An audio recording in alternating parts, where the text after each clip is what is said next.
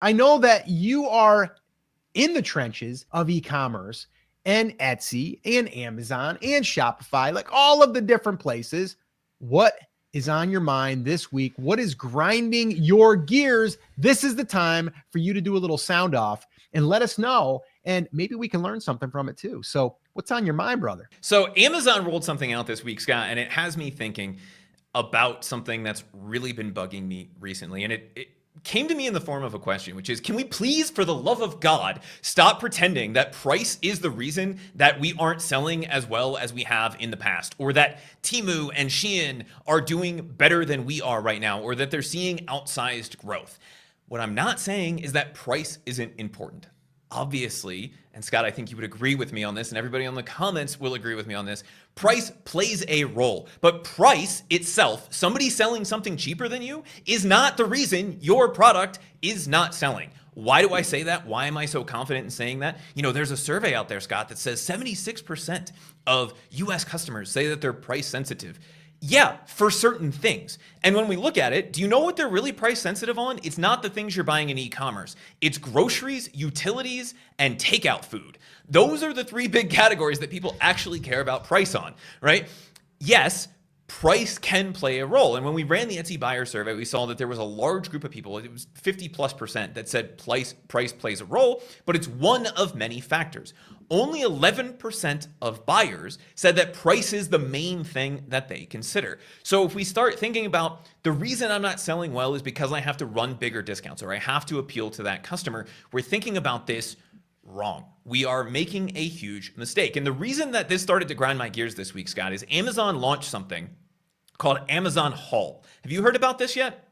I have not, but I saw someone in the comments bring it up. Fill me in. So Amazon Haul is Amazon's response to Temu and Shein. It is essentially an under $20 marketplace, right? So they're trying to go after that low cost, low budget consumer. And why does that bug me? Well, it doesn't really bug me. The concern that I have is that e-commerce sellers are going to think that they need to be wherever that price point is that someone is selling on Temu or Shein or Amazon Haul. Scott, you've probably heard me say this in the past, but price is only an objection in the absence of value. If you have two t-shirts that look exactly the same, then price is going to be the deciding factor.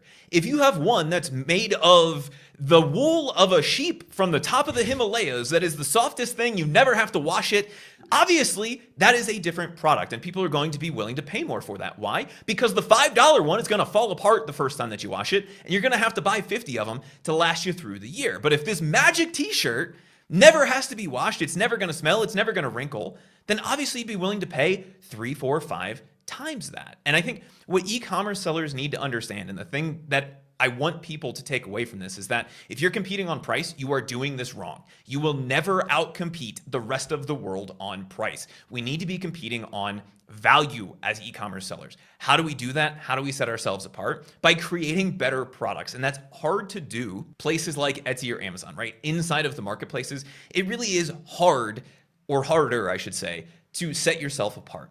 How do we do that in the marketplace? That should be the first thing that we're thinking about. The first step for that in the marketplace is by niching down and creating a brand that people understand who you are and what you're for. Because even if you and I are selling the same t-shirt, right? I'm a t-shirt brand that's selling a bass fishing t-shirt, and you are a bass fishing brand that's selling the same bass fishing t-shirt made out of the same material, not that magical Himalayan wool, right? But just the same material.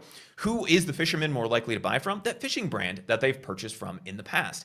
And people become a lot less price sensitive. Even that 11% starts to shrink when they've purchased from you in the past. So if we can get that first purchase and they know that every time they come back, they're going to get something from us, then we can sell things without having to be the lowest price. And Scott, I know this is something you've actually implemented in marketplaces. This is something you've done with your wife in her Etsy shop, where you've said, look, we are going to sell things where a lot of people are competing on price, like sweatshirts, but we're not competing on price for that. Because if we're just selling something that we're losing money on, then we're just losing money. And one of my favorite things, Scott, in the e-commerce world is, it's okay, we'll make it up in volume.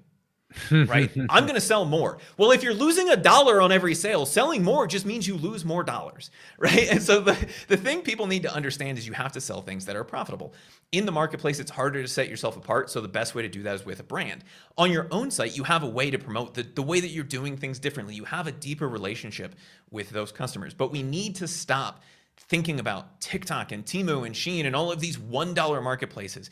Amazon, as much as I love you as a marketplace, I think Amazon Haul is one of the dumbest things you could have done. Not because I don't think that there's a segment of the market that is price sensitive, but Scott, you've sold some things at a less expensive price, and I think you've had this realization as well. But last week, and I think I voxered you about this, I was having a conversation with my fiance.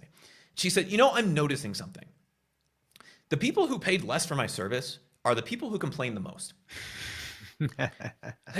Yes, because their objection was not your service. The value that they're getting is substantially higher than the people who are paying more because they're getting the same service than the people who are paying more, but they don't value it the same way because it's about the transaction. And I'm willing to say, to heck with those 11% of people. If they want to buy my stuff, cool. But I'm not competing for you because I don't have Chinese government money. I don't have a couple $1 billion to just light on fire. So my e-commerce brands, and I hope your e-commerce brands, can stop the price sensitivity focus, even if the economy goes away, right? Like even if some of the things we're seeing with buyer and consumer behavior are true, that 11% might go to 15 or 20%. But the vast majority of the market is still looking for a product that they actually like. Those people are not going to be one-time customers. Those people are less likely to be annoying customers, and those people are going to be repeat customers. If we're getting those people just on that price, and that's the reason they're buying from us, then as soon as someone sells that t-shirt for less, or as soon as someone sells our service for less, or as soon as someone is selling our coffee for less, they're going with that brand and not ours. And that, I think, is the biggest thing people need to take away from this. We've seen Temu and Shein and now Amazon Haul competing for that group of people. Scott, what is the one thing that we have seen Temu and TikTok shops and Shein really struggle with?